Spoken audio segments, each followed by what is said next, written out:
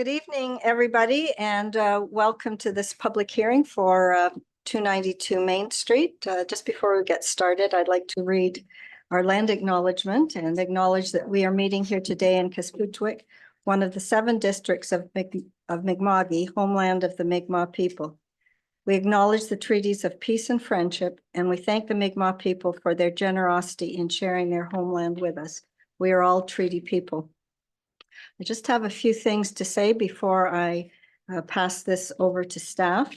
I will first introduce the panel. The panel is council.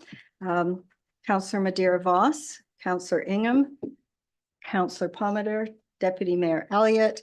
This is our interim CAO, who is not a member of council, and I think we have Rob Simons, and Councillor Butler, and our legal counsel, Charles, your last name, Charles? Thompson, thank you. We do have one other councillor who is not here. Our rules say that you have to be here for the whole public hearing to vote on the motion. So once we get started, that we will hope that she shows up.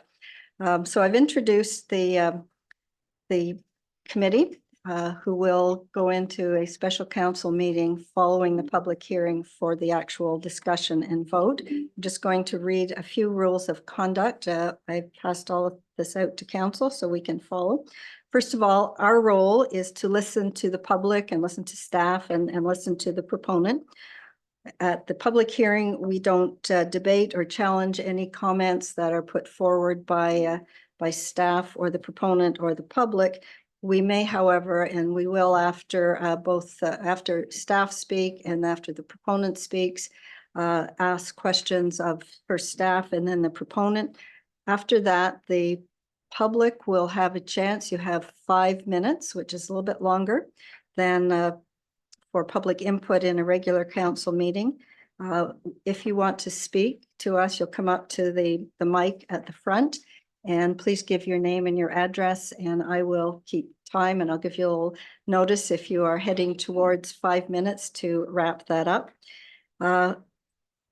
Once it appears that we have had the last speaker, I will call 3 times if there are any others who wish to address council. And after the last speaker has spoken, then we will adjourn this meeting. Rules of conduct. All comments, please, if you are presenting to council, please come up to the speaker's desk. For those in the audience, please no applause or other expressions of emotion, no inappropriate language, outbursts, or criticism. I've only once in this chamber heard this used, but it was used for something like that. So I'm not sure I would know how to use it, but those are the rules. No signs. I don't see any signs being displayed. And debates between council, speaker, or staff during the public hearing are not permitted. As I say, once the public hearing is done, we will adjourn this meeting. We will go into a special council meeting, at which time council will have a chance to both ask other questions, but also make comments and opinions for a vote. So with that, I'm going to pass this over to our staff, Director Lake, Director of Planning for the Town of Wolfville, to do his presentation. Then that will be followed by council's opportunity to ask questions of clarification.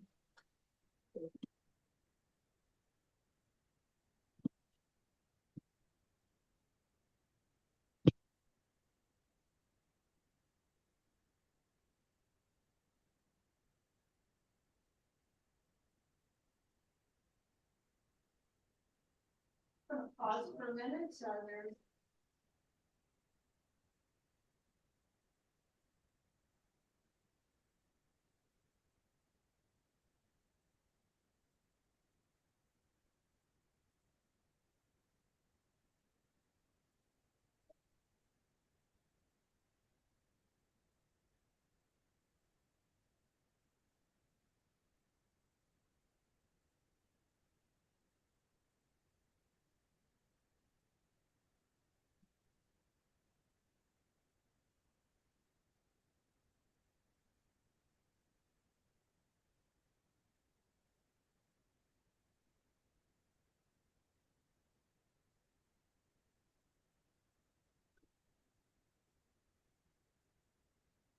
just to let those of you, we're not recording this, excuse me, in the audience know we had a bit of a mix up with time. It's important that all of our counselors are here.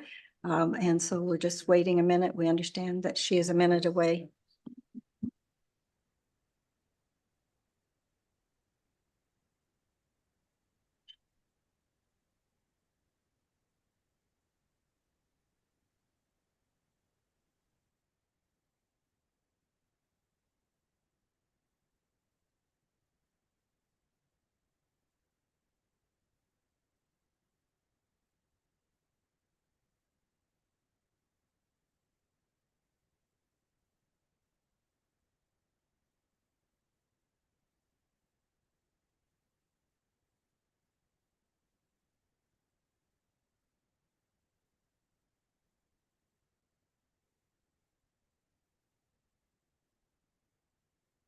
All right, Director Lake.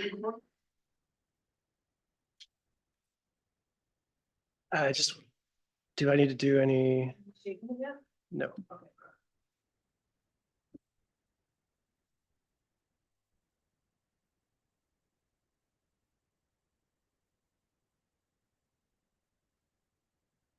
Good.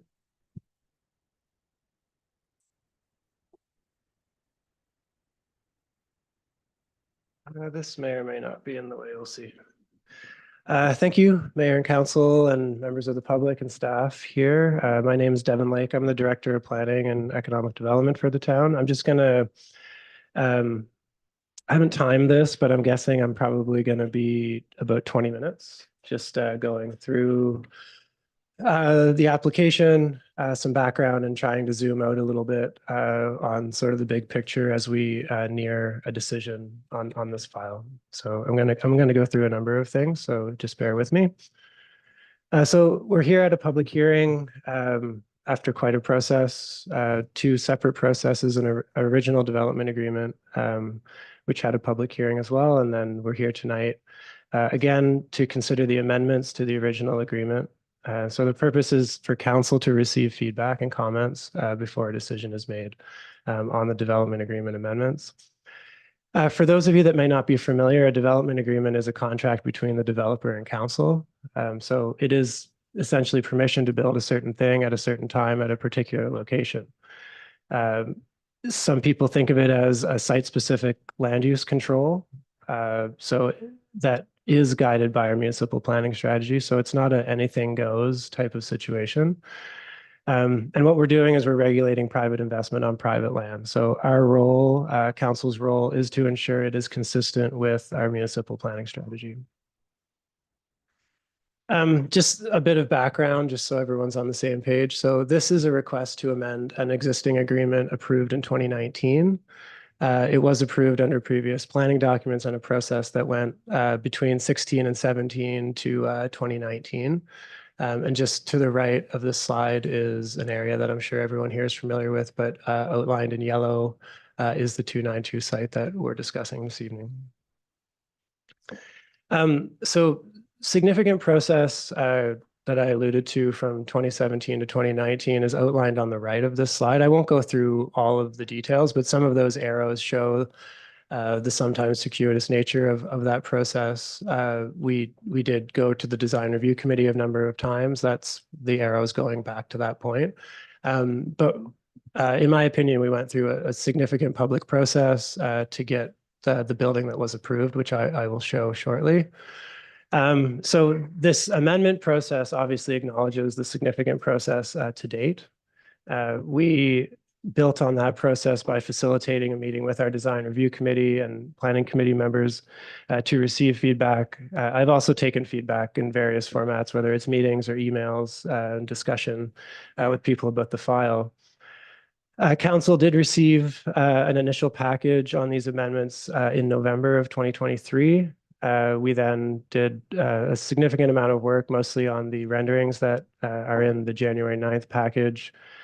This was brought to council again, and then there's some information that was updated in a staff report that came along with this public hearing and council meeting that we're having tonight. So this is the building that was approved in 2019. This is just one particular image of it, obviously, but this building at this point isn't viable. So that's why we're back here for amendments.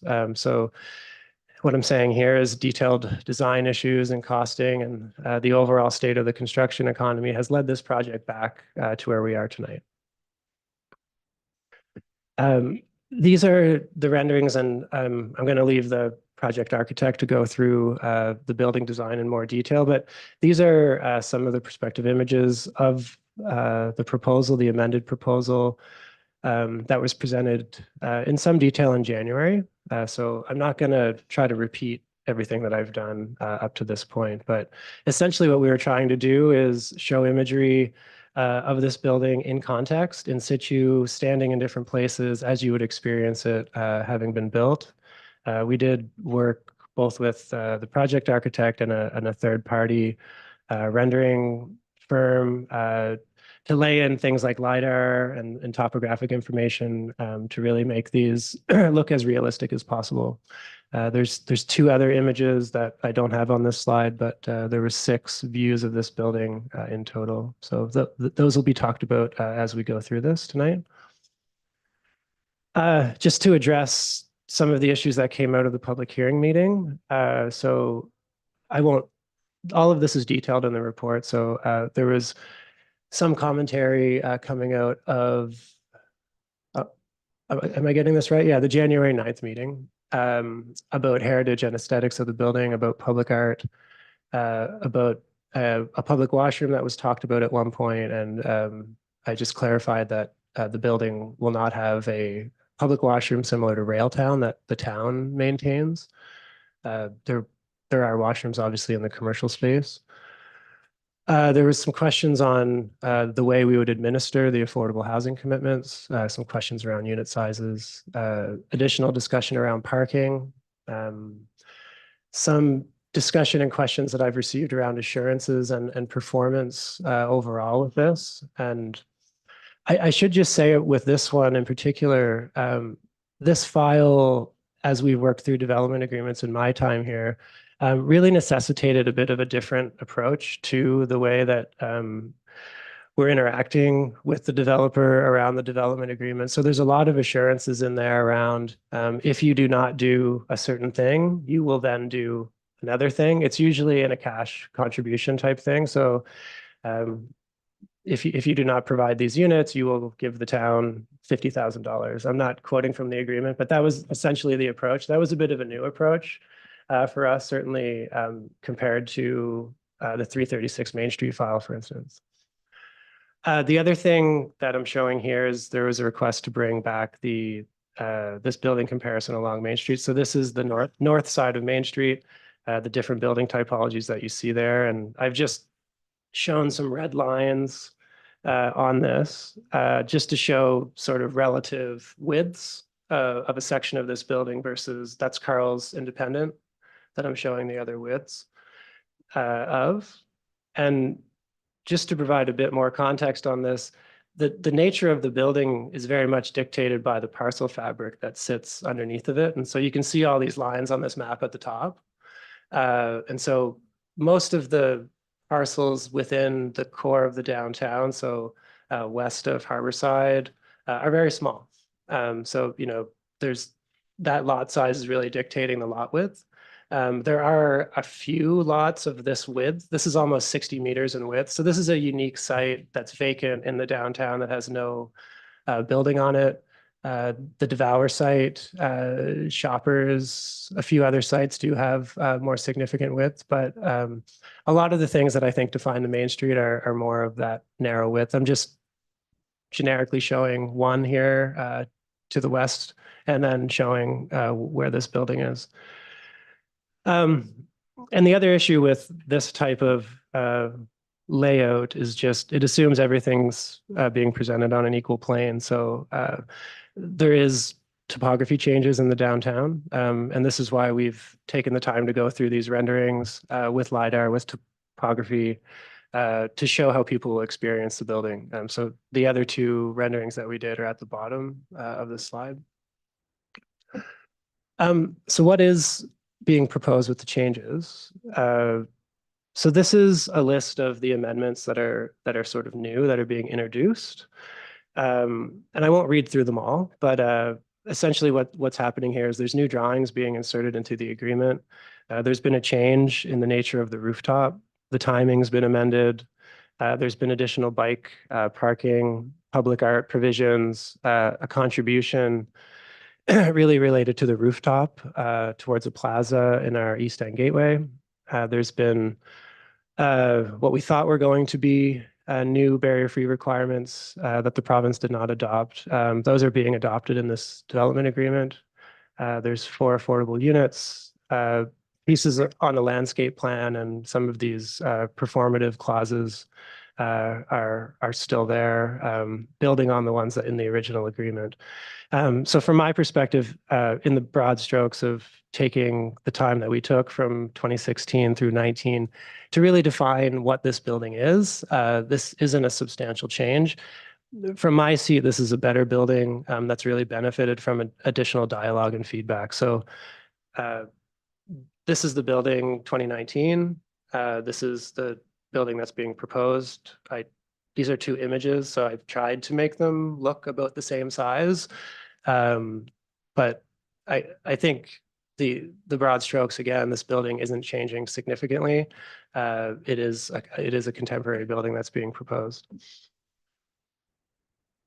So I just want to zoom out and go through some other information that I think is pertinent as we steer towards a decision here. So in my profession, what we aspire to do is take community aspirations, things like healthy and safe communities, active transportation, social connections, all of these things you see in that wheel to the left of this slide. We go through a process and we establish policy and community priorities. So we went through a significant process establishing our current municipal plan. It took 5 years. And we have these community priorities that you see on the right. So focusing around economic prosperity, land use and design, social equity, climate action. And we've acknowledged that certain work is really important to do in partnership. And we've also acknowledged that there's certain things that we probably won't do right now. There's certain things that will come as future work, and they're earmarked in the plan as such.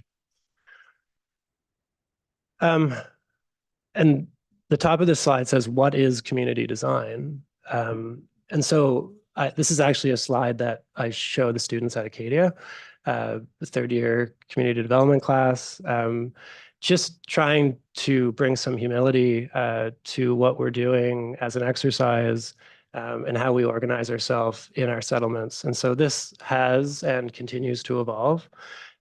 Each generation obviously responds to different challenges and opportunities. And I always say that it's a big experiment. But, a different way of saying that is, we're learning as we go, depending on what we're encountering at the time. So the subtext on this slide is, how we respond to that change. And I'm going to keep coming back to this in the current time and legislative context is defined in our planning documents. That's our responsibility as a municipality. That is what is vested on us by the province through the Municipal Government Act. So through time in this region, we've had a number of different significant land use changes, and we all stand on each other's shoulders is the term that I'm using here. So this is just showing an image of First Nation settlement, Acadian, and the more colonial history that is more prevalent here today. This is sort of zooming right into the 292 site. And so this is a model that was at the Randall House Museum that Catherine was very nice to take a really good photo of for me. So this is a scaled model of this area in 1895. So I just want to stop here for a second because it's very relevant as to what was going on at that time. This was really the center of Wolfville at that time. If you read the history of Mud Creek, this is Mud Creek. This is a transition time when the rail line and economies were changing. So you see that rail line that's there that obviously wasn't there when this was all a harbor and a much more active shipping port during the golden age of sail. But this was really the center of the action, so to speak. So you can see generally where 292 Main Street is. But I think it's interesting to see how this isn't really that long ago, how much this area has changed and what is still there. So this is Randall House here, just to orient everyone. And I should give credit to Mr. Burton, who put this incredible model together and has been on display at Randall House. So this is just some of that imagery. And this is really, when we talk about heritage, and it's certainly in my experience, this is a lot of what we talk about. We talk about the shipbuilding, the train, a lot of that built heritage that is still somewhat there. This is often what's celebrated in our region, not just Wolfville, but in this area more generally. So with heritage, how we sort of protect heritage officially under the provincial legislation is through the Heritage Properties Act. So you can't really see Randall House and it's shaded in a blue color, but this is a provincially registered asset and a municipally registered asset. So there's two different types of registration that can happen in the province. These pinkish color, these are municipally registered properties. So almost all of these are homes. So the yellow circle is 292 Main Street. And so I just want to acknowledge the history, and going back to this is really where this building is being placed, right? I just want to acknowledge some of these buildings and what the history was, what was being responded to at the time. So 295 Main Street's directly across from 292. This was built in the 1840s. This was a general store right in the middle of the action, in the middle of the village of the day, the mouth of Mud Creek. 260 is not a registered building, similar heritage to 295, similar story in terms of its function. And certainly the original use of that building was in the harbor area. 259 Main Street is obviously Randall House. It is registered. It's one of the oldest buildings in the town. So it was circa 1810. And then we have 242 Main Street going to the east and a number of other heritage properties to the west, to the south. There's not as much of a density of heritage properties, but to the west, the next registered property would be Herbin's and the Owl Little Theater. So just providing this information because I think it is relevant to acknowledge how municipalities are tasked with acknowledging some of this more officially, coming down from the province and the Heritage Properties Act. This sort of translates back to our MPS again. Okay, so this is the vision out of the municipal planning strategy. This is a bit of a semantic thing, but we have called this in our plan our shared future. So our shared future is a vibrant university town, and I think everyone would agree with that. A perfect mix of small town livability and urban energy, a place to slow down and contemplate the old fashioned and the newfangled, a place that is a leader in creating an equitable, healthy, and sustainable future. So this is a statement within our municipal plan, and it's supported by the policy on the right. So to achieve our shared future, Council is committed to taking action on community priorities that position the town as a leader in sustainable community development. And I've asked Catherine for permission because her and I have been talking quite a bit lately, and she eloquently put some words together that describes this area. And this is in relation to the Randall House, but in particularly in relation to the terms that we've used here, old fashioned and newfangled. So I'm just going to read this. The dynamics that play at the east end of town exemplify this notion, the old fashioned and the newfangled. On one side of Main Street, there stands a building that is over 200 years old next to a public park. On the other side of Main Street, there is a popular trailhead, which is a new phenomenon for us, relatively new, the Harvest Moon Trail, next to a new development, speaking about 292, that will provide housing and retail opportunities for our growing population. This delicate balance is the East End Gateway.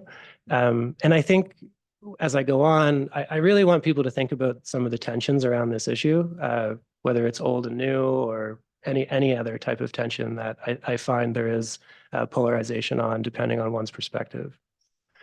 So if we fast forward past that more historic retrospective that I just took you through, This is the land use that was next on the site, and we don't have images of this, but preceding this, the town did have this land expropriated. So I'm talking about obviously this specific area in here, leading up to the rail line mostly. It was expropriated, culverts were added, and Main Street was changed. It was straightened. Sometime after 1925, this is just a quote that Councillor Elliott provided me, as I appreciate that. There was money borrowed, and the Wolfville Park filling station was sort of the thing that was required at the time. And so I'm sure this met a lot of the challenges and opportunities that people were struggling with at the time. You know, if you pull this forward in time, these are the design principles that are in our planning documents and the things that we've said are important. And really a filling station doesn't respond to any of these, nor does the town allow things like drive-through facilities. So I won't go through all of these, but this has really been at the center of a lot of the evaluations, certainly with the design review committee, certainly in my work with the project architect that the developer has hired. Is going back to some of these principles and the importance of things that the town has deemed important moving forward. So within contemporary planning, what I'm trying to say is things have changed quite significantly. And so this is a document, a trend report document that's basically telling people in my seat what we should be paying attention to, what we should be preparing for, and what we might want to keep our eye on.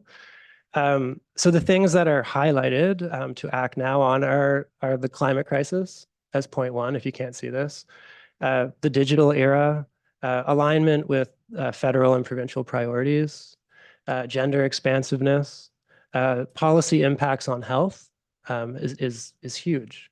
Certainly a really big part of the focus of my profession right now. The housing crisis, that's not a new discussion in this room. Social media use is significant change in some of the decision making that we're making. Equitable, environmentally responsible transportation. Again, something that we're talking about often in this room. And then the final point is just around, I think, bridging and trying to appeal to the multiple generations that we're interfacing with as decision makers and as people that are governing a place. So within Wolfville in 2019, we are responding to these things. And so we approved a climate action plan 2021. And so if you look at where the town's emissions are coming from, half of the emissions are coming from buildings. And so I won't preempt some of the summary that I'm going to talk about at the end, but this project is taking significant steps to address this. So they've both accessed financing through CMHC and the energy efficiency stream. We've also required them to go beyond the National Energy Code. That was in 2019 as part of our original approval. So this is obviously top of mind. The wedge diagram on the right, I won't go into too much detail on this, but this is all of the different potential actions that could be taken to get to a point of net zero in Wolfville.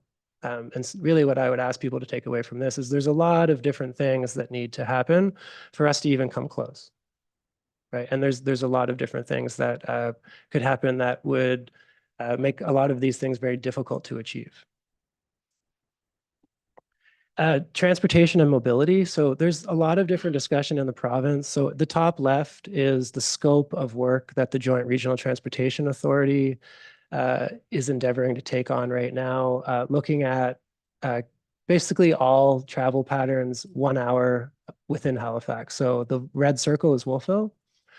I'm on the municipal working group. This is really great work that's happening. It's probably 20 years overdue.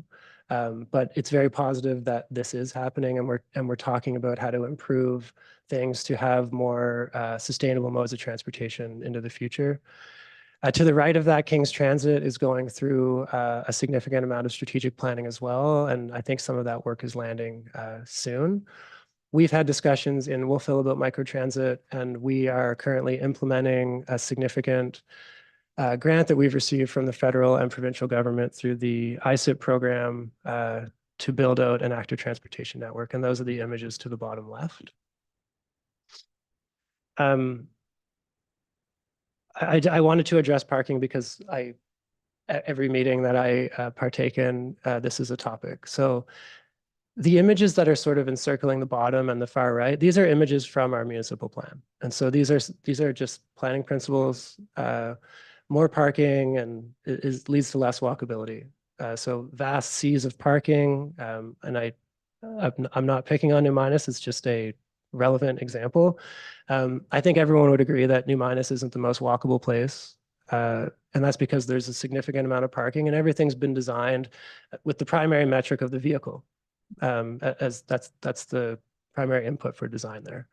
If you go to more urban environments, there's less parking, obviously, and the environment is more walkable. There's more things closer together. To the far right, this talks about trade-offs. And I think really what we're facing with this file is a situation around trade-offs. So available parking, the cost of homes and businesses, and the ability to walk to destinations in your neighborhood. This is sort of the political trade-off and the discussion that happens in the public discourse around parking. At the top, MPS policy 5 brackets 2. So this is a policy from our municipal planning strategy that talks about our priorities into the future. So to support sustainable transportation, reduce our reliance on fossil fuels, and promote health by striving to prioritize infrastructure development in the following order of infrastructure. So number 1 is active transportation. Number 2, public transportation options. 3 is shared mobility. 4, private electric vehicles, and 5 would be private fossil fuel vehicles. So this is the context in which we operate, and this has been the public discourse. I realize there's a lot of tension around the parking issue. I have a couple more slides on it, so hopefully we can come up to more of a shared understanding where I'm coming at this from. In the 292 context, going back a number of years, 336 Main Street had been approved not so long before this, and it was very much top of mind. It formed a lot of the discourse, both with what we were doing with this approval, but also what we have in our planning documents. And so when we were negotiating at that time around parking requirement, one of the data points was 336 Main Street had paid us $20,000 as a cash in lieu payment for not providing parking, because what's on the ground there today is 25 spots and 65 dwelling units plus commercial space. Okay, so that was something as a data point to compare this to. The other things that we were talking about at that time were the number of units. Obviously, that was very important. That hasn't changed moving forward. This project does offer something innovative, certainly in the Wolfville context, where there's 2 car share vehicles available to the residents of the building. Obviously, the hope of that is that people don't have their own private vehicle. In many jurisdictions, this actually counts as physical spaces, and there's different metrics in different places. This was part of a development agreement negotiation. We don't have a prescriptive requirement for that. There's been additional bike parking added, and we've also been in discussions with the developer around some of the funding they're receiving from NRCan around their electric vehicle infrastructure to carry some of that out into our public parking lot as public electric charging. We had also negotiated a cash in lieu payment of $66,000 at the time, and really we're negotiating based on, this is a single policy I'm showing you here, but there's certainly a direction within our municipal plan around parking, transportation, and mobility.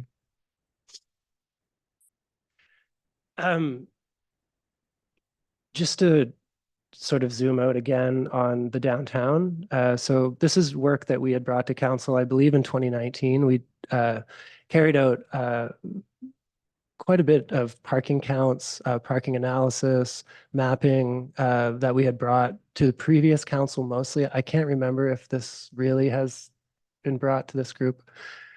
But just another data point here. So within the C1 zone, so that area that is outlined, we have 6 acres of 29 acres as parking. So that's private and public. you can be the judge whether that is enough or not enough. If you just look at it visually, it's a significant portion of our downtown. When you look at the very limited area that we have for additional business growth, and certainly that economic development pillar is there as a council priority. I should also say that discussions are ongoing and are forthcoming to council with Acadia and their parking provider. So they have moved to paid parking through Hotspot, which is a vendor for paid parking. And really, the elephant in the room for me is we need a shared approach with the university. We haven't had that. It's certainly in my time. I'm not sure if before 2014 that existed. But I think we're sort of doing two separate things right now.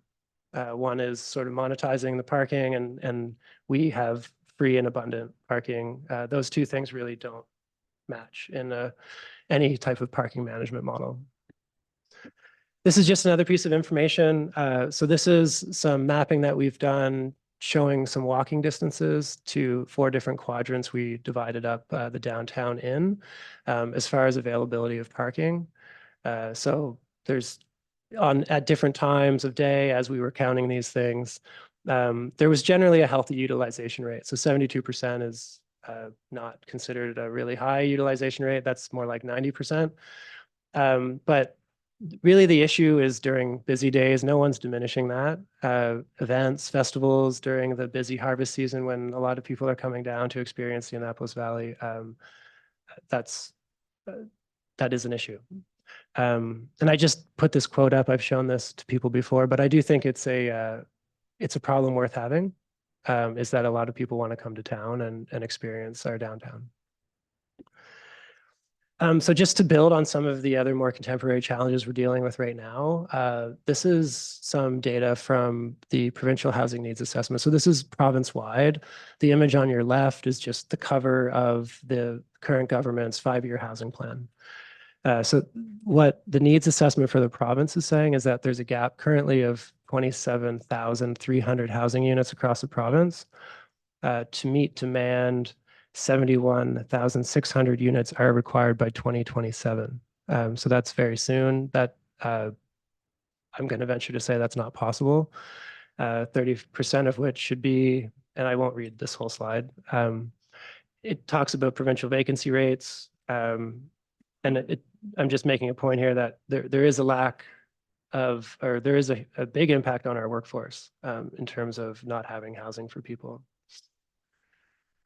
As part of this work that the province carried out doing needs assessments, we also received a needs assessment. And this informed some of the work we carried out with a federal funding stream, the Housing Accelerator Fund. So this is really the key piece of our needs assessment. So at the end of 2022, there is a gap of about 165 units.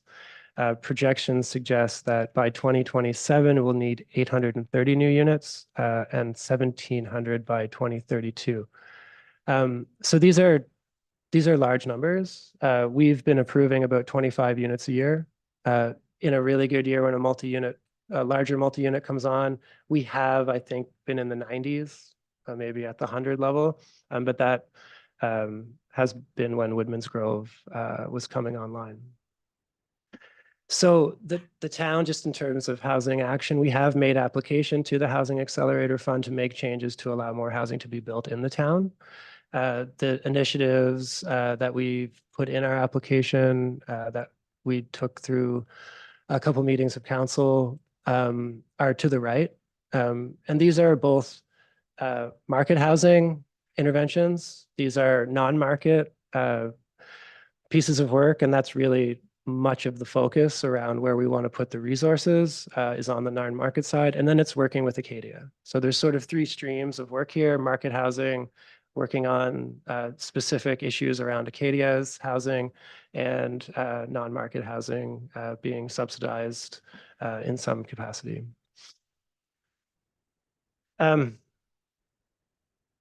So this is really just trying to bring this all home to say that we're working in a very complex environment right now. Even in my career, 15 years, I've seen a tremendous amount of change in how decisions are made. And what I'm trying to say here is with these types of files, there's a lot of external factors. There's a lot of one-off issues that people are bringing to the table. And what we're trying to do is manage through a structure that we've been handed by the province. And so the Municipal Government Act clearly vests authority for us to control land use through our municipal planning strategy. That is how land use change is facilitated. That is how we manage through the complexity the best that we can. And acknowledging that, since the pandemic, a lot has changed and our planning documents were approved before that. So how do we decide what is allowable? What is the public interest? Where is it defined? Again, we go back to our municipal plan. This has been informed by public feedback, by groups like our Design Review Committee, our Planning Advisory Committee, other reports and plans, myself and other professional staff that work here. For development applications, it's obviously informed by our requirements for the developer to hire professionals, different types of professionals, and there's public and stakeholder feedback through these processes. So again, I'm just wrapping up here now. I'm coming back to, this is our municipal planning strategy we currently have on the books. These are the community priorities that I'm showing to the right. Our municipal plan is comprehensive. So when we look at this and we look at the test really for evaluating a development proposal, it's, is it generally in compliance with the intent of your planning strategy? There's really not many rocks that are unturned within the strategy. There's many different aspects of how the town is operated that are covered here. Obviously, some of these are more pertinent depending on the issue that we're bringing forward. So again, back to this process. There has been significant process. We have bridged 2 sets of planning documents as we've moved from the original approval to the new approval. And I just really needed to say this because I sort of live in this spectrum of opinions that I think on any issue that is brought before council, we hear both sides typically. So I'm trying to draw a little bit of humor to it here, but I'm just giving some examples here where some people that will come and meet with me about a file are very focused on the big picture. Some are, really into the details. Some people are really concerned about heritage. Some really want to push a contemporary envelope or different things. Some people want no parking. Some people want a lot of parking. Some people think something's ugly. Some people think it's the most beautiful thing they've ever seen. And so, council sits in there. I try to do my best to serve council in navigating the complexity of the tension and some of these processes that we go through. But I'm just trying to offer a piece of perspective here as we roll towards a decision being made. So I'm just going to summarize and try to relate it back to some of our community priorities. So there are 60 residential housing units being offered here. So this is directly responding to our land use and design community priority and the objectives that are associated with that within our municipal plan. There's more commercial space being offered here, which is obviously related to economic prosperity. Parking stalls and the approach around parking is different. And it is directly related to our climate plan. It's directly related to things that are happening in other places and the way that people are thinking about transportation and moving around. The energy efficiency piece is obviously directly related to climate change and the emissions associated with buildings. The streetscaping improvements that we've talked about are within the land use and design and some of the high standards in public space, pedestrian activity, vibrancy that we are striving for in our downtown.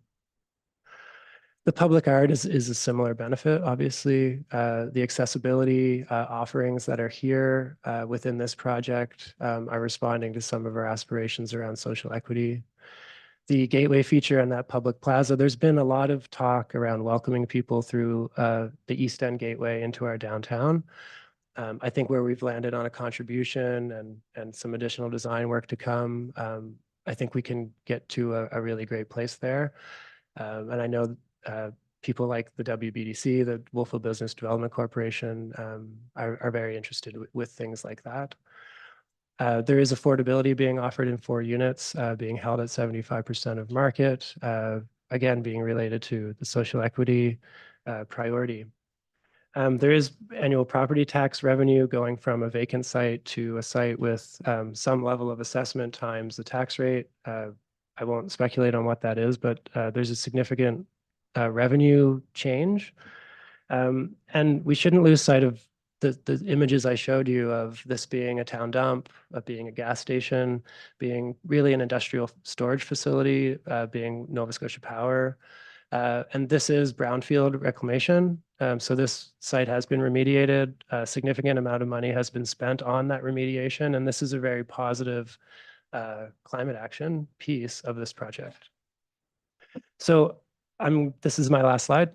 So I just want to round this out by bringing it again back to really the test that I try to represent that really defines my role at the town is administering the municipal planning strategy in these development agreement situations. This really is the question for council is, does the application for amendment reasonably carry out the intent of the municipal plan?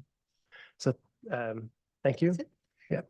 Thank you so much, Director Lake. Now I will open it to members of council who would like to ask any questions of Director Lake. Councillor Madeira Voss. Thank you, Mayor Donovan.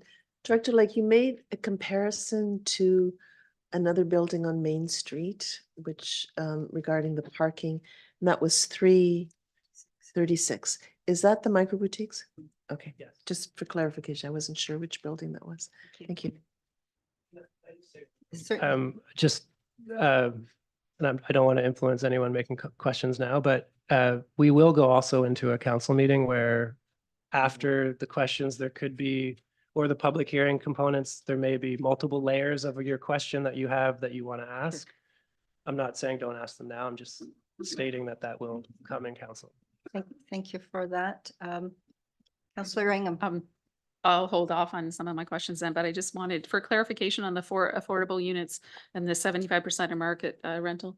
Is that a combination of units from all the way from a bachelor all the way up to 2 bedrooms? Do they know that yet? I think those are the bachelor and 1 bedroom offerings. Yeah, Just a bachelor and 1 bedroom, I believe not the so. 2 bedroom plus the den option? I don't think so. Okay. No other questions from council? All right, you get a second chance to kick at that cat. So we'll move on. I don't know, as the developer, Mr. Modi, are you presenting? Speaking? I'm not sure whether you're coming up here or going beside Director Lake, but okay.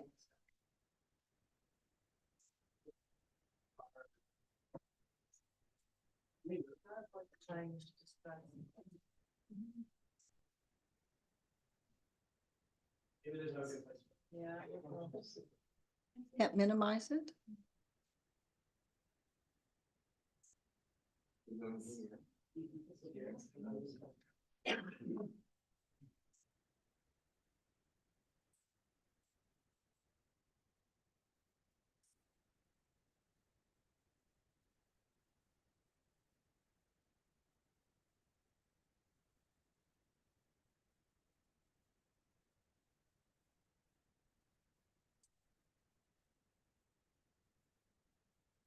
Whenever you're ready, and push your light on there if you would. Thank you. Is that right? Well, good evening, Your Worship and councillors and people of Wolfville. Thank you to Devin for his presentation, wherever he is now. Very detailed, and I'm going to have to cover some of the same points in more detail. Our client is not able to join us this evening. He's out of the province, but he's being represented by his daughter Kaylee, who's sitting there. And it's noteworthy, I think, to say that our client and both his children are Acadia alumni and very committed to the university and to the town. There's a little problem hearing. If you could pull that mic closer to you. Oh, I'm Mr. sorry. Modi. And Oh, we well, may all good. have to speak up a bit. I gotta go right into it. Okay.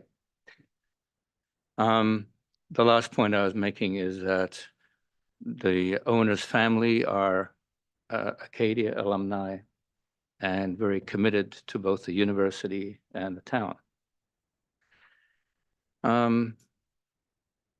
Usually I wouldn't say the next few points because it's not usual for me to talk like this, but Devin has encouraged me to tell you a bit about me and my company. So I was 25 years as a professor in architecture, the last 6 of which were as a Dean of Architecture and Planning at Dalhousie. That was followed by 6 years of Toronto-based international practice in architecture, and came back to Nova Scotia, established Teal Architects and Planners. We now have 3 studios, one in Halifax, one in Moncton, one in Victoria, BC. We've designed over 3 dozen multifamily buildings, of which a third are like this one, main level commercial floor. 10 of those are already constructed, 7 are under construction this year, and many of the others will be under construction in the future. We've also had an experience with Heritage District buildings. So we have some experience with how to deal with Heritage District and heritage buildings. The general project history is kind of longer than I think any other project we've dealt with in the last 10, 12 years. 6 years in the making, with very close collaboration with several councils, and the municipal staff, the planning and the building officials. And we appreciate the collaboration, and we think the collaboration has actually improved the design substantially. So we thank you for that effort and that involvement. And we're very proud of this building. We think it's going to enhance the town. So the first development agreement, which is the image on the top, was 5 stories with public amenities on level 5, initially designed in wood frame, gave up some possible volume to provide a public podium and view through from the Eastern Gateway to the main street. We changed to lightweight steel framing to meet some building code requirements and had a building permit for the podium level already approved and we almost were in construction. In fact, as you mostly know, piles are in the ground already.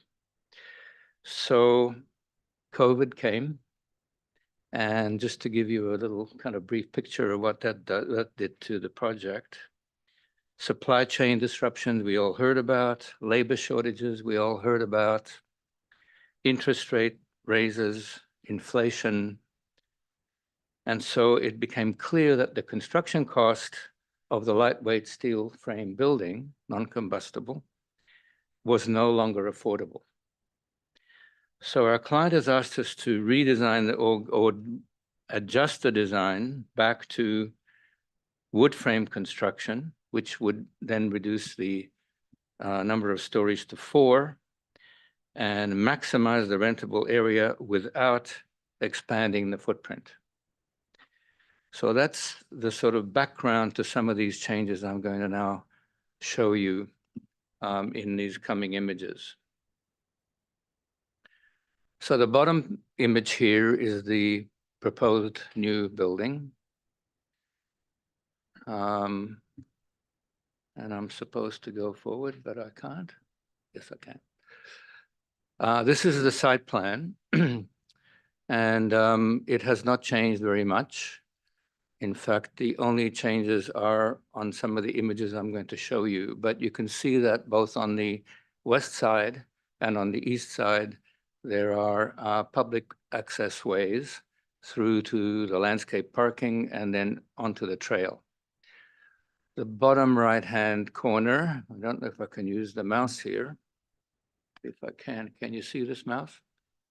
So there's a disabled access, barrier-free ramp here, which gets people onto the podium.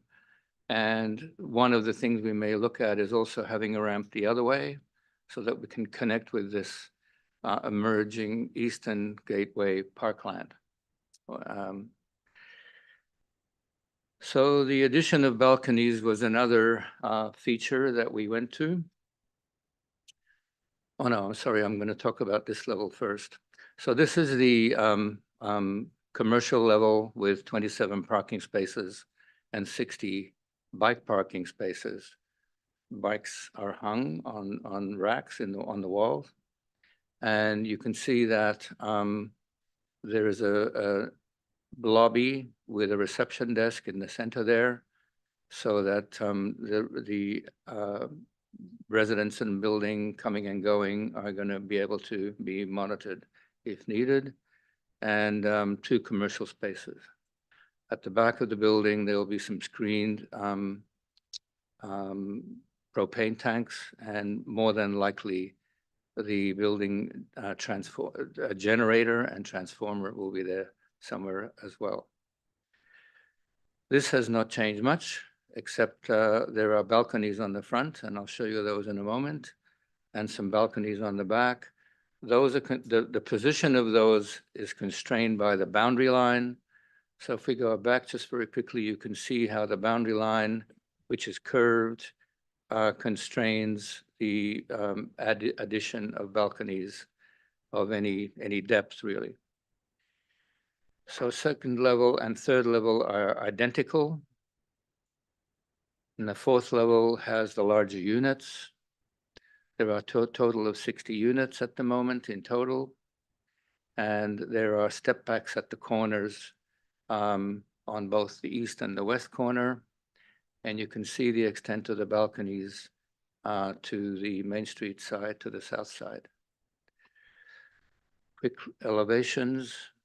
Wanted to mention here that building elevations are really deceptive.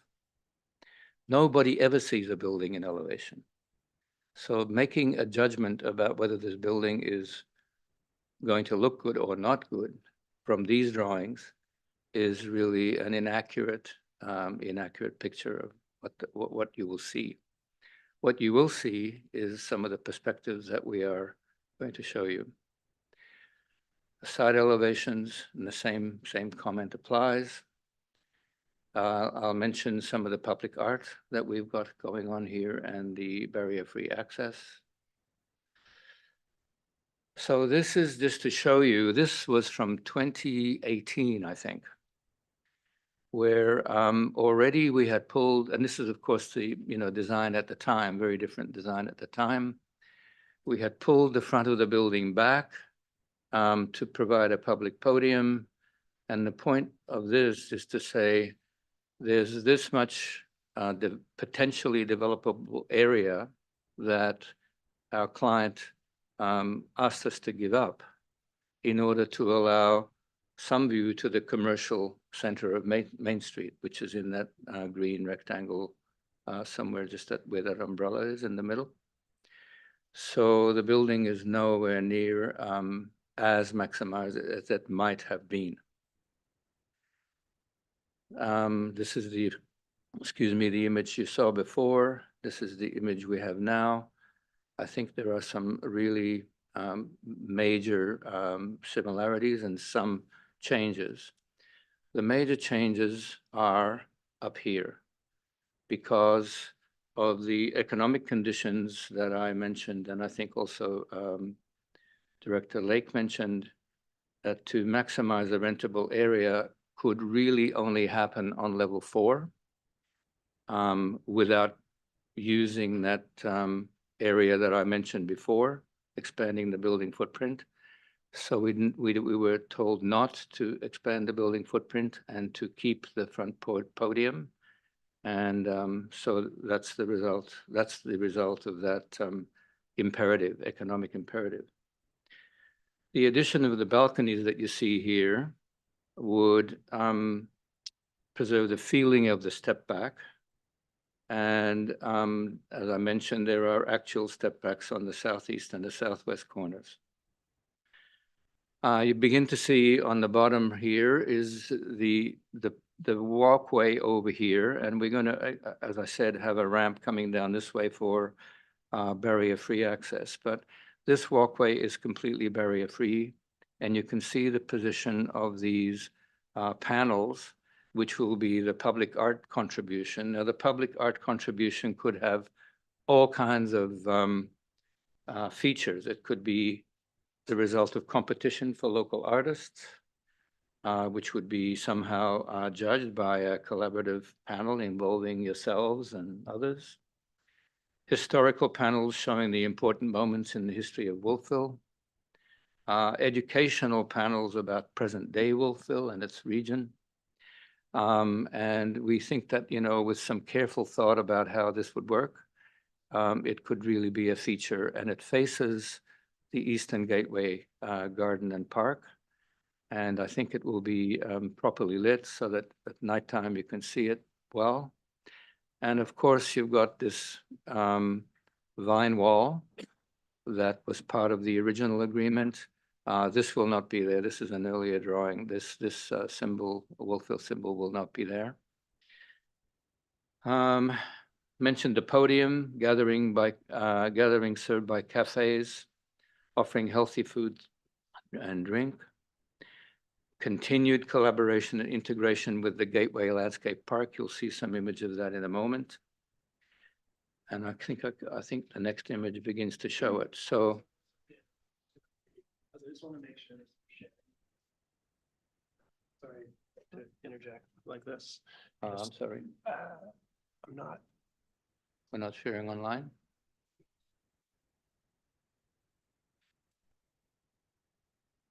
This is yours? Yep. No, is this yours? No, I don't think so. No. You're in this PowerPoint, and this is yours. Yeah, I think so. That's it. Yes. This has to be a share. Yeah, we're good now. You were there. Yeah, thank you. No worries. That's good. Podium for gathering and healthy foods I was up to. The energy efficiency that Director Lake already mentioned is minimum of 35% above code requirements, and it's probably going to be 40%. It's actually surprisingly easier in a wood frame building than a metal frame building to do that. We meet all the barrier-free requirements in the upcoming Nova Scotia Building Code, even though that code has not yet been approved, finally approved. The car sharing, which was already mentioned, will happen, and those cars will be EV charged. And there will be further EV charging stations in the internal car park, as well as the ones that are publicly available to the outside. The building meets climate change requirements for increased sea levels. Those requirements are documented and already submitted to the Director of Development. As I said earlier, we're quite proud of this project, and I think it's benefited from the sort of lengthy collaboration that we've had with you. Now, my final set of notes here I can mention as we go through. You can see here that the scale of the building, when you look at the building on the left, for example, coming in from the Willow Park Information Center, is not overbearing in any way, in my opinion. And this is the view from the Main Street South sidewalk. And the connection between the building and this emerging Eastern Gateway Parkland, I think we've maximized the glass so that you can see in and you can see from inside to the Gateway Park. And we will add some access, direct access to the park. The collaboration on this has been also very beneficial. The public art also happens on the western base. So there could be two themes if you wished, or there could be a continuation of the one theme. And you can see here also, there's one of the older buildings next to our site. And that, again, the vertical scale is not domineering in any way. This is the view from the Larch building, roughly. And again, and the one you mentioned, the studio lofts here on the left. Our building is the same height as the peak of the studio lofts. And here's a little closer. Sorry, there should be another view here. I think there's one missing. Anyway, and so this is the other view looking from from the trail. We've landscaped the car park. We have art on the back of the building as well. The two screens you see here will be for the propane tanks. There will be likely a third screen for a generator, and more than likely there'll be a transformer station somewhere landscaped around in here. I think that's the last of my slides. Now, in terms of heritage, with our work I mentioned in terms of work in heritage districts, we comply in all our projects that have anything to do with heritage with the Canadian standards and guidelines for historic places. But those standards and guidelines focus on extension or expansion of an existing building, addition to an existing building. And they don't really talk about what to do with a brand new building, which has some older buildings around it. Now, none of these buildings in the immediate visual context are registered heritage buildings, but we respect that they are important in the social history of the town. The main theme running through the standards and guidelines is not to replicate. So that's a really important word, that new work should not replicate old work.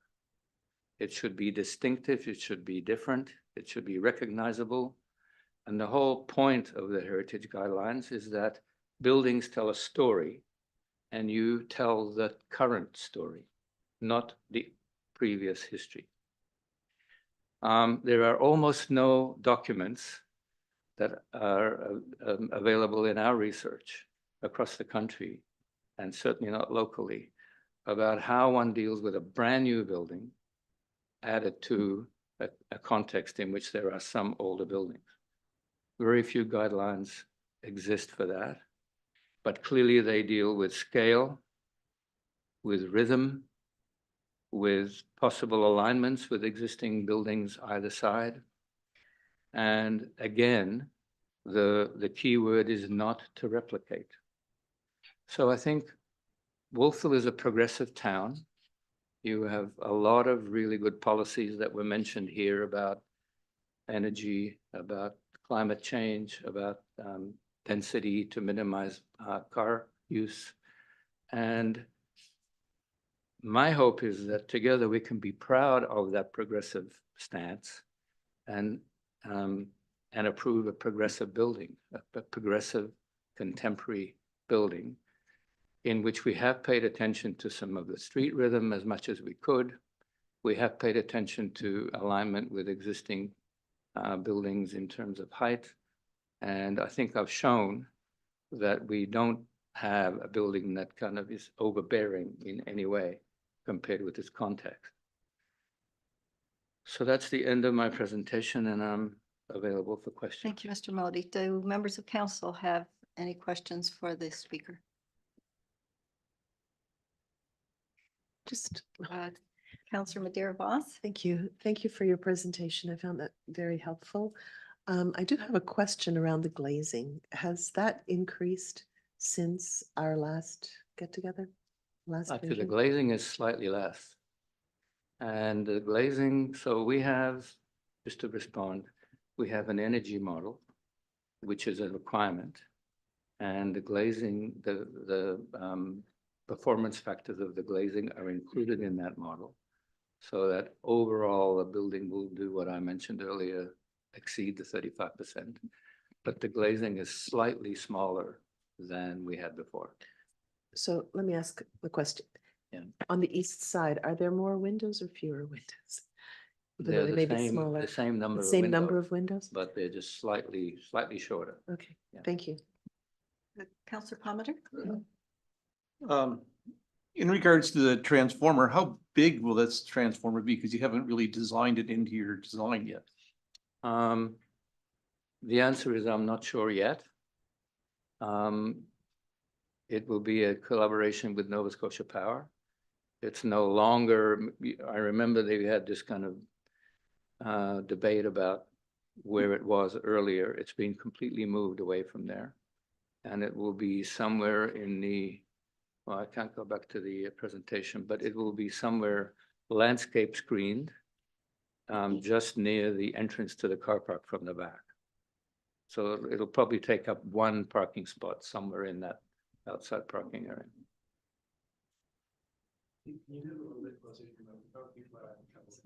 Really? Okay. This is about the transformer, about which we have no control, actually. We have to have a transformer somewhere. And it will be in one of the parking spaces located at the back of the building, not in the Eastern Gateway Park anywhere. And it will be screened with landscape all around it. So is it inside the building or outside? It's more than likely going to be outside the building. But you're So- you're taking up the whole footprint of your property. No, we're not. And there will be, I mean, you're asking me about something that we really haven't designed yet. But there will have to be a transformer. And there will have to be a location for that Nova Scotia Power can manage. And so it will be outside.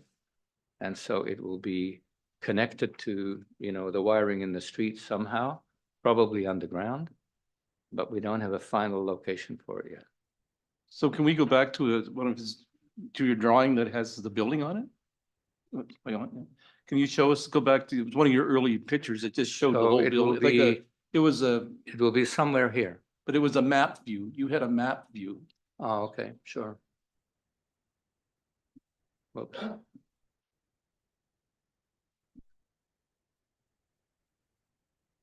Right there. So, yeah. There. So It's more than likely going to be somewhere here, So where's your property boundary? somewhere here. But this easement belongs to the client. This easement. So an easement, see the gray here? This is an easement that belongs to the property. So it'll be either right here or right one of these parking spaces, not yet defined. When you say easement, it's similar to if you don't have a sidewalk, but there's still an easement in case the town ever wanted to put a sidewalk, but right now it looks like your front Well, lawn. Is there's that what you mean? this is a no-build easement, so there cannot be a building in it. I'm not familiar with all of the details in that easement, but a transformer can be placed there. And as I say, it will be screened with landscaping. So, I mean, maybe I could ask you, why is this a big question right now? Sorry, no, you may not. We'll have a chance to ask staff. Have you had your question answered, Councillor Palmer? You're good? Okay, yes, okay, That's what I was thinking. thank you. You're good. Other questions from members of council? All right, thank you very much. Thank you. All right, that brings us to public comment, and if there are any members of the public who wish to come up to the mic, I'm going to ask somebody from staff, Barb, to assist you, and you do have 5 minutes. I'm going to put a timer on. Anybody who does speak, please come up if you wish to. Just state your name and where you live and make your comment.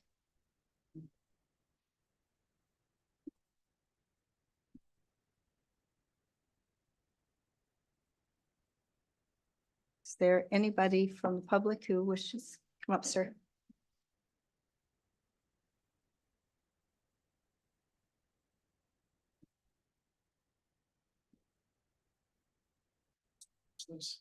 Just your name and where you live and then go Okay, ahead. so my name's Stacy Simmons and I live in Wolfville.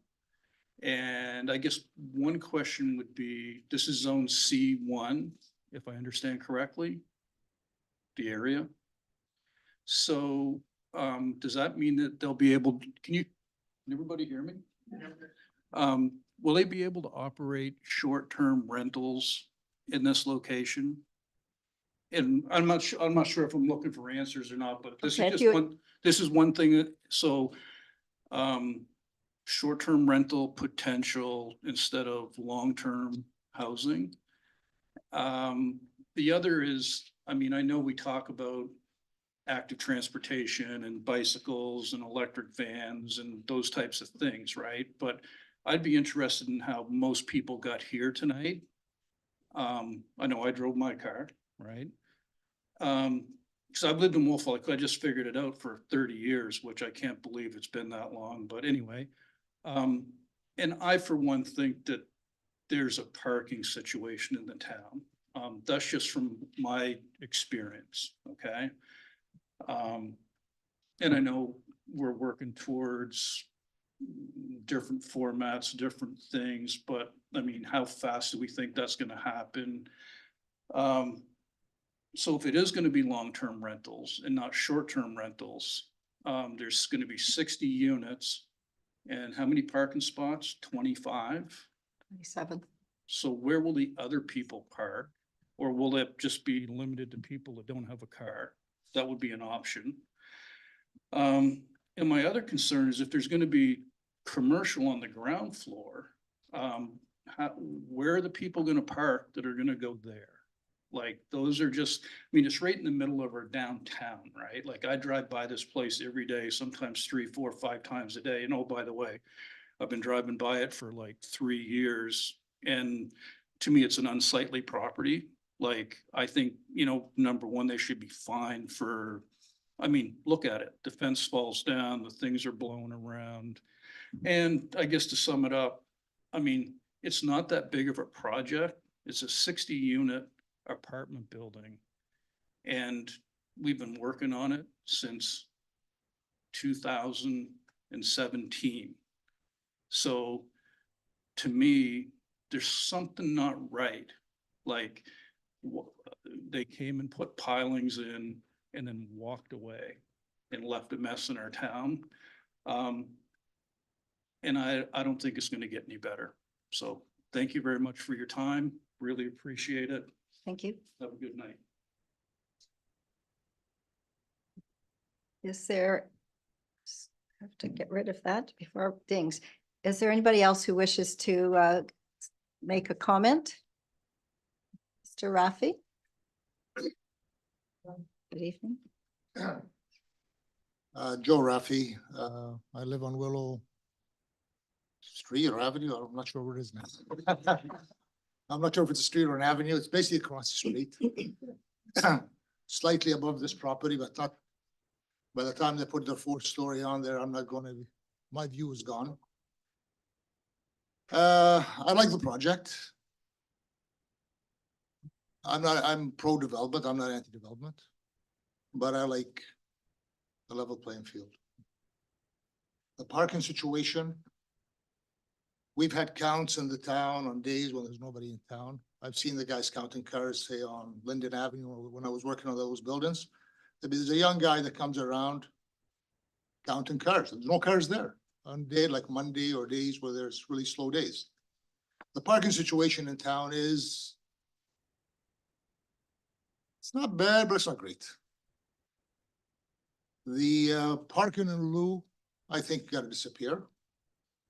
We can't just take a big project and give these guys, this guy $20,000 in lieu of parking. The guy down the street, maybe Kevin is for the developer is paying maybe a little more money than the micro lots did. Another restaurant came, supposed to pay something. I'm not sure if they ever hit 18,000. I think it's very little money. It's anti-development. So if we're not gonna, if we are gonna allow parking, you know, based on a few dollars here, a few dollars there, I think it's very little money compared to the tax base Wolf can get. It's a discouragement for people that are gonna come in and develop small things that they can't get a development agreement on, or they can't afford to do a development agreement with. So this parking and $4,000 per space is a lot of money for this project, probably $500,000, possibly more. If they were to pay $4 per space for the restaurant, for the other commercial space, for all the parking that's really required.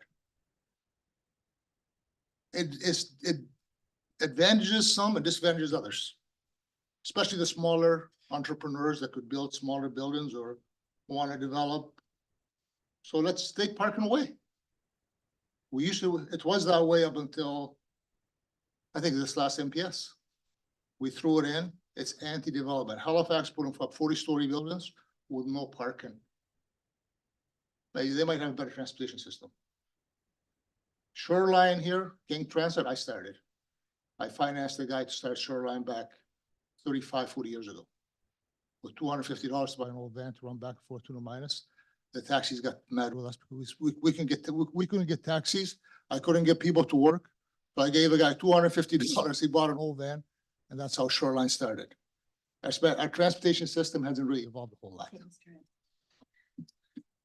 The other thing for the developer, the mechanical, how they're going to heat it, where all the, I'd like to know, is it going to be geothermal or is it going to be little tiny machines on the roof?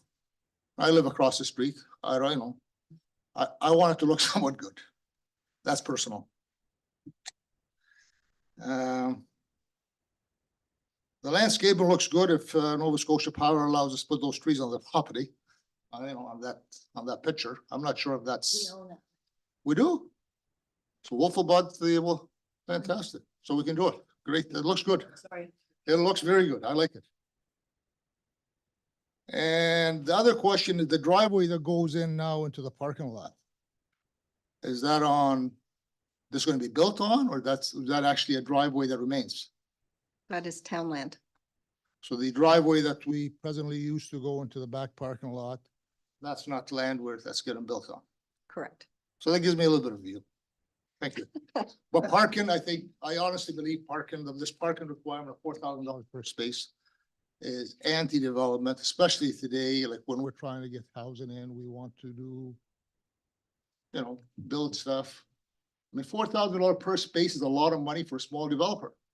For a big developer, if they can bear that cost and they're getting exempt.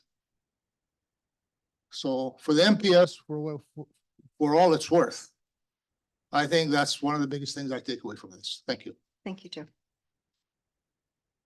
Do we have somebody else for public input? Is Mr. Laceby? Joe, you're gonna have to sit down. You tell me, I'll say. No. 8,000, so it's Michael Laceby, 195 Main Street and many others. So I have a problem with the parking too. I think a bad deal we made a few years ago doesn't justify another bad deal. And $66,000 is not very much money. We paid over $1,500 just this weekend for snow removal. And if you add up $20 a night for their in-ground parking, so that's $540 a day. It's $190,000 a year they can get in revenue for underground parking for their hotel units, which they're going to be. And that's the other problem. I don't like referring to it as 60 residences because it's obviously not going to be 60 residences. So my father's saying was you can't blow and suck at the same time. And that's what they're asking us to do in the dark because they don't know what they're going to do. They're going to do whatever they want, whichever makes the most money. So I just think we should take our time. We have a chance to relook at our parking, deal with them, because this is not going to be our last one. We have Micro Boutique, we have this one for University Town. We can rent rooms for 4 months and then we have the students to fill them for 8 months. So this is not going to be our last one. So we need to work for the future too, to get this deal right. And $66,000 is not it. Thank you. Thank you, Michael. Do we have anybody else who would like to address council for public input?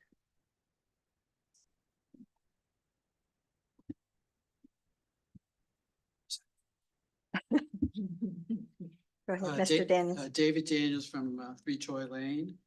And I've already submitted a great deal of writing, so I don't need to go over that. I just wanted to point out some of the. Could you just speak into the Sure, I'm mic so people I'm back sorry. can hear? Some of the things that I think are very important. One which was just touched upon, and that is we do need housing, and if possible, we should limit, or if not totally eliminate, the ability to have short-term or hotel spaces. If we can do it, we should eliminate to make sure that they're actually residences that we need. There's no hotel room crisis. I think the performance bond is very important for various reasons. I know other people have spoken about that or written about it as well. The public benefit, I wrote a fair bit about that. I think really you need to look at it again. As I recall, the LUB is very clear. They got the 4th story because of public benefit.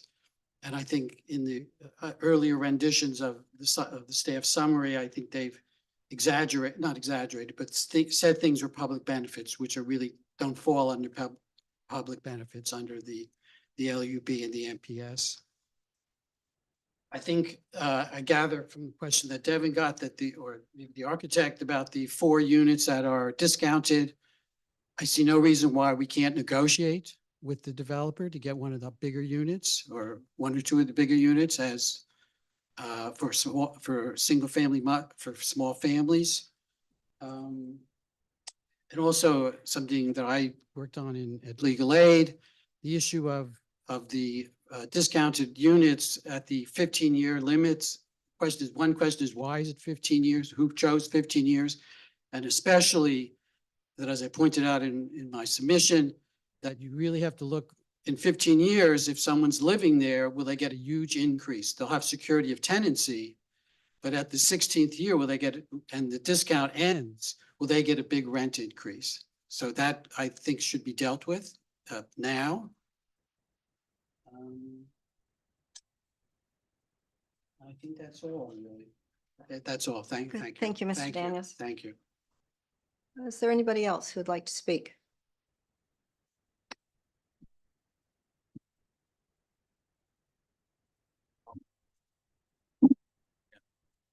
My name is Franklin Wilmot. I live at 20 Willow Avenue, which is just up Mud Creek from this building.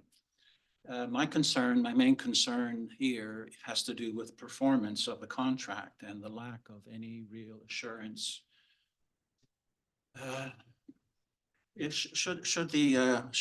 Actually the architect laid out particular good economic reasons why they had to change the design. And similarly, that could happen and cause the contract not to be completed, not to be fulfilled. So the contract would be discharged. The type of remedy that's in this existing agreement, which is simply to go to the law, have a lawsuit, or put a lien on the building, would not be a very adequate remedy. We'd all have gray hair by the time that would able to be enacted to get funds to complete the project. You're saying, oh, what could cause the project to not become completed? He enumerated many of the, typically economic, right? It would be an economic reason. What kind of things would cause an economic problem? Would we ever have a pandemic or anything like that? Prices increased like they have in the past few years? Climate change, has that struck us at all? Flooding? This is in the lowest point in Wolfville, this particular building. So there's a threat to this building in the completion of this project. Should it not be able to be completed for whatever economic reason, you don't have adequate remedy to complete the building. So I would not personally, and I've got much experience as an engineer and a quantity surveyor on these types of issues, I would not approve this development agreement without a performance bond provided by the owner builder, the owner developer. The owner developer might say, well, that was not part of the amendments that we were to make in this second amendment to the original agreement. Well, this is a contract. There are two parties to a contract. It isn't just beholden to the developer to change particular criteria. You, the town, can change the criteria and say, I want to have a performance bond. If they have credible financial backing from their own financial bank or whatever agency, if they have credible financial backing, that facility would be provided, that performance bond would be provided. Yes, it'll cost money, but you will have the assurance that this building could be completed. You will have the performance bond to enable you to complete the building, should they not be able to complete it for whatever reason. We know the level of commitment to the town, just looking at the last 3 years after we were harmonized with the pile driving for 3 months. I like pile driving, I'm an engineer. So. But we had that. But since that time, has there been any regard for this gateway? This is the gateway to Wolfville. Everybody going to the information center, walking to the gateway, to the waterfront, had to walk past this mess, ongoing for 3 months, unkempt, uncared for, unsafe. So I don't come out, with a great confidence that this particular owner, developer, really cares too much about Wolfville. They would have been taking care of this site. I don't have much confidence in them performing all the way through. It doesn't sound very positive, does it? I'm not positive. I think you need to have a performance bond attached to this particular agreement and not rely on a lawsuit or a lien against that to try to get some remedy for non-completion, for discharge of contract. Thank you. Thank you. Is there anybody else who'd like to speak to council during this public input?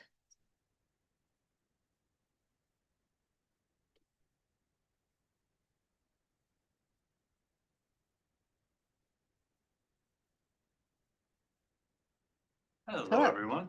I am Daniel McGregor. I reside in Balcombe Drive.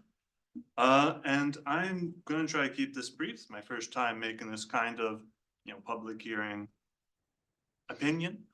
But I think the energy efficient proposals and the limit on parking are good. I agree with that. I think it's kind of be devil's advocate when it comes to parking. I don't have a car, so biased opinion, I'll admit to that. But as someone who walks, takes a bike share from the library in the summer and takes public transit, I think there's already too much traffic in Wolfville. If you're a pedestrian, Main Street is absolutely cluttered. And it's been said in the presentation, 21% roughly of the C1 zoning is already dedicated to parking. That kind of blows my mind that a fifth of that downtown core is already reserved for parking at a time where there is a large push to move away from a reliance on private fossil fuel automobiles. So I just put my opinion on that. On the other side of the parking debate, as I understand just newly how heated that can get. Another issue that I'm happy was brought up is about the affordable units. Because one of my issues was how to ensure the units that are available are not just the bachelor and 1 bedrooms, but the larger units as well for maybe smaller families or slightly larger groups of people. And I kind of figured it would be the bachelor and 1 bedrooms because those are the cheaper units. It would be less of a hit to the overall private capital coming in. So a little disappointed that was the answer, not unexpected. I'd also like to reiterate the concern of short-term occupancy. Sorry, I have some difficulty with words. Short-term rentals. I think the goal should be long-term rentals for actual residents who live long-term in Wolfville and not be reserved for short-term, more profit-generating, but not as beneficial to the town rentals. And I said I was going to keep it short, and I'll end it there. Thank you. Thank you very much. There-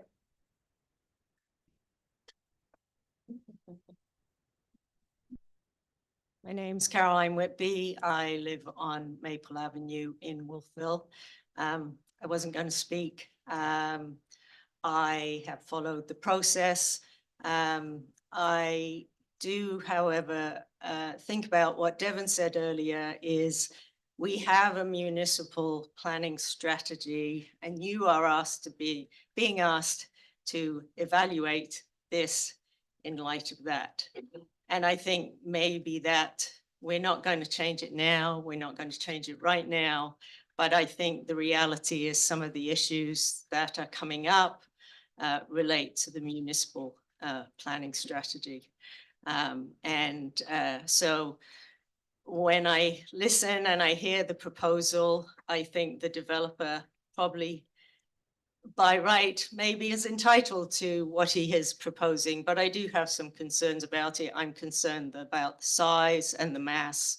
I'm concerned about the possibility that some of it may become short-term rental. We do need long-term affordable housing. And I know the bar that is used is 75% of the market. But I really think for many people that's still not affordable. And are there ways legally that the requirements about affordability on the building can be extended or in perpetuity? In relation to parking, I actually think that's a much bigger question than just this building. And some of it's to do with tourism. As a town, we want people to come, but we're bringing all the cars downtown. That's what we need to look at, how we perhaps do a park and ride. The day of the CFL was one of the quietest days in town because we had a park and ride system. So I think those are just some things that come to mind. I'm not, certainly the height is an issue. Or I know they've stepped back from the street, and the angles that it was taken was from across the road. I believe when you're driving into town, the trees in the image there, they look like they were pretty high trees. When you drive in initially, probably for the first 15 or 20 years, you have to go around that bend. And either way you're coming, I think it will be a barrier. But we have a municipal planning strategy, so I know we are governed to some extent by that. Thank you. Thank you, Carolyn. Do we have anybody else for public input, please?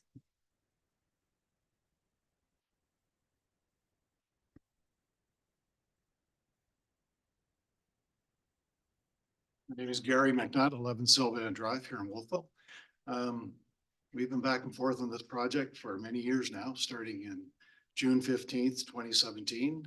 Some of the councilors are familiar with the project and right from the initial stages of its development. One of the major concerns that was brought forward at that time and continues today is the height of the building. And it's not accurate to depict it in the renderings that we've saw on the screen tonight. If you look at the micro boutique and you draw a straight line from the actual rooftop of the micro boutique across, you're not seeing what looks like a 5th floor on 292 Main. You're seeing the roof line as it exists on the 4th floor, but the mechanical and engineering facilities on the roof are not taken into account, which almost count for another story. So really, we're looking at the height of a 5-story building. Right now, the building as it exists in the renderings is well over 60 feet.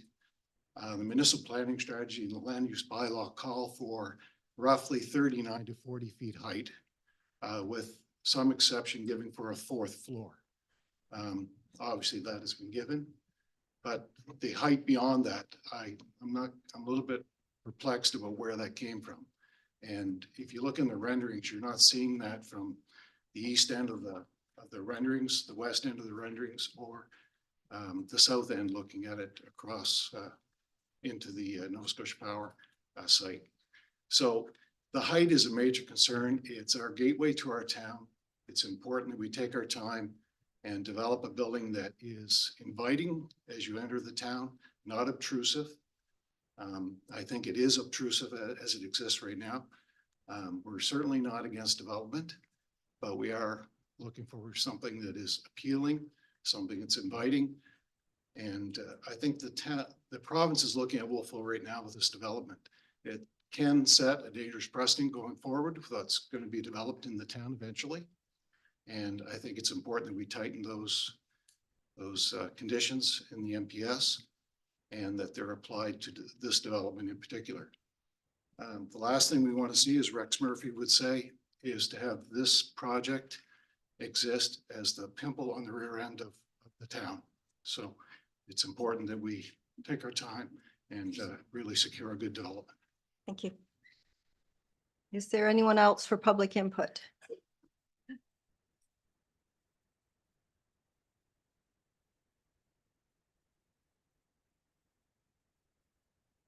Go ahead, sir.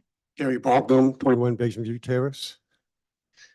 As a former counselor and chairman of PAC, I recall when we had a review of the PAC and municipal planning strategy. I go along with Mr. McNaughton saying, take more time. If you need to make some changes to the strategy and to the planning, do so.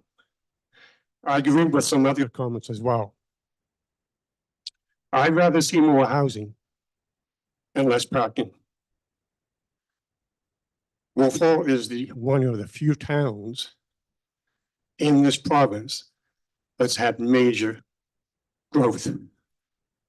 So the demand's there, and you have an opportunity for the first time in this council to have a major housing project. We needed it. The people in Wolfville needed it. Kings County needed it. Thank you. Do we have anyone else for public input?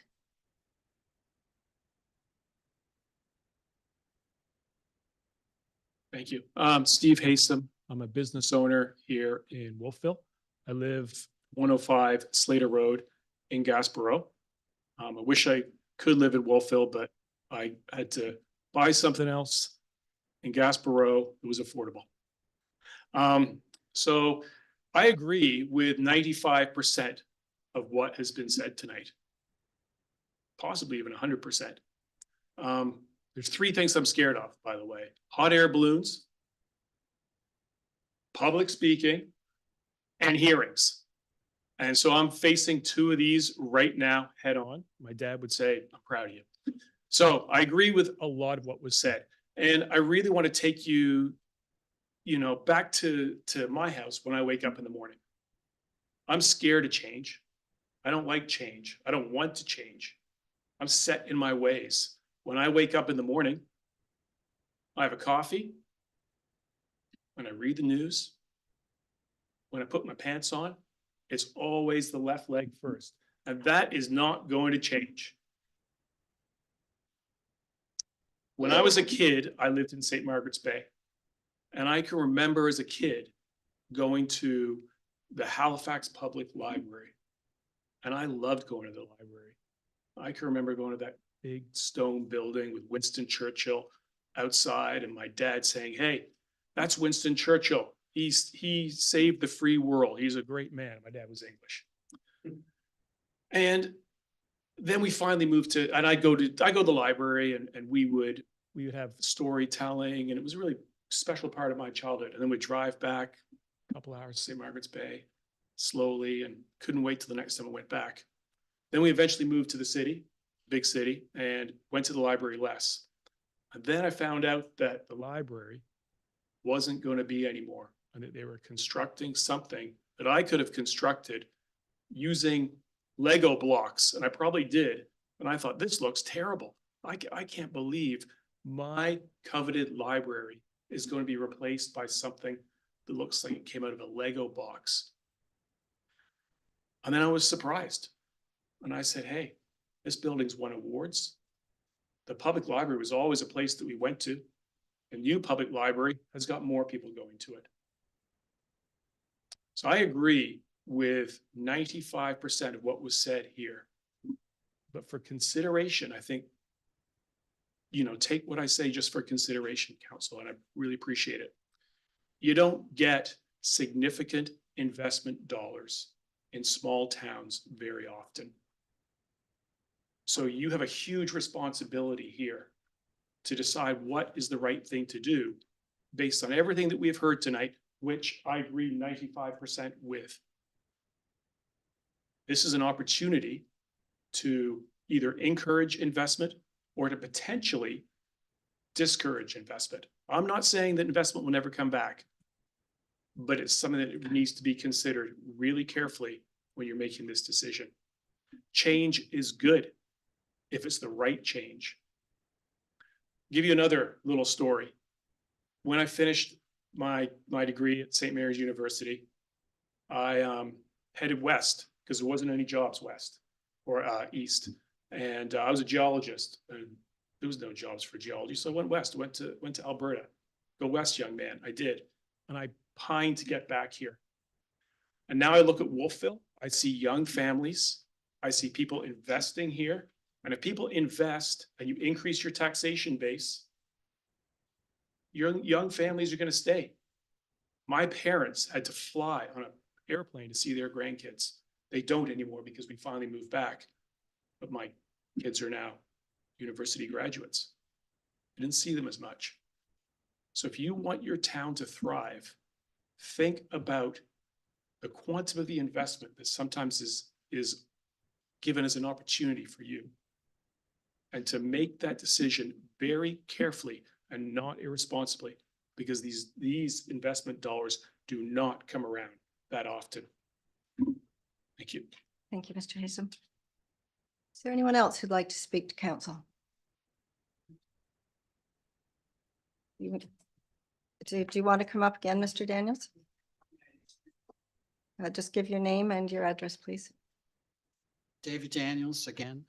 I just wanted to ask whether when you go into the special meeting, if we could see a blow up of the diagram of all the buildings. I know Devin had some on parts of a slide, but I'd like to see sort of a blow up if it's possible. This is the, showing all the buildings on the north side of Main Street. We'll see. Thank you. Is there anyone else who'd like to speak for public input? Corey. Everyone, Corey Cadeau, live at 225 Main Street, right down the street. Honestly, didn't prepare anything today, so apologies for that. I'm not as well spoken as a few of the past presentations, but really just wanted to kind of voice my opinion on the due diligence and the process thus far for this project, and how being involved with it in some capacity through the PAC, as well as just kind of getting up to speed from 2017 to date. There's been a lot of thought and consideration into very sensitive and important topics. So I just wanted to kind of commend the town on enforcing that. And I agree, very important decision to make. And, it can either really promote significant capital being kind of brought into the town, or also to the last point, it could deter. And, when I hear the words, performance bonds, as a commercial property owner myself, that it really deters investment and kind of makes this whole development agreement process even more painstaking to go through. So I would, put some caution on that point from a commercial perspective, but as also someone who operates a short-term rental legally in a C2 zone, I know the point that it gets brought up around short-term rentals or long-term, and how, zone C1, there's not much control currently that we could exert over maintaining long-term versus short-term. When I go back to, I went to Acadia, my economics course in supply and demand. If you look at even introducing a few short-term rentals that are new and they're shiny, they're pretty, instead of my short-term rental that I live in a 120-year-old house. So maybe I'm going to lose guests to them, but then maybe I'm going to convert mine to a long-term rental. So, that is a direct hit to me But in my eyes, that's good because that's going to make me step up my game for my short-term rentals and to, either have it as short-term or decide to do long-term. And I think when you look at, increased supply coming onto the market, that may then make someone else's short-term rental a long-term. So there's so many considerations and there's no crystal ball or, 100% right answer. But I think regardless, Wolfville has a need for both long-term as well as short-term when you look at the economic development that's happening in the downtown core and how we're now a tourist destination more so than ever. Look at what's happening over in Halls Harbor Way and how we want to kind of attract tourists to town, but where are we going to put them? And so I guess I don't really see a negative with either. If it's a combination, I think that's perfect. And I would definitely support that. But yeah, I just wanted to say thank you for everyone's time and effort thus far. And that I do support this project. I know there's some very fair concerns, but I feel like there have been a lot of those addressed throughout this presentation. So I just wanted to thank you for that. Thank you. Is there anyone else who would like to speak to council? We'll ask a second time. Is there anyone else who would like to speak to council? I will ask a third time. Is there anyone else who would like to speak to council? Seeing none, we'll call for a motion to adjourn. So moved. Thank you, Councillor McKay. All in favor, please indicate by saying aye. Aye. We are adjourned. Council is now going to go into a special council meeting. Would council like a break? Yes. All right, does 10 minutes work? Yep. So about 5 after 8, which would give you a little bit more than 10 minutes.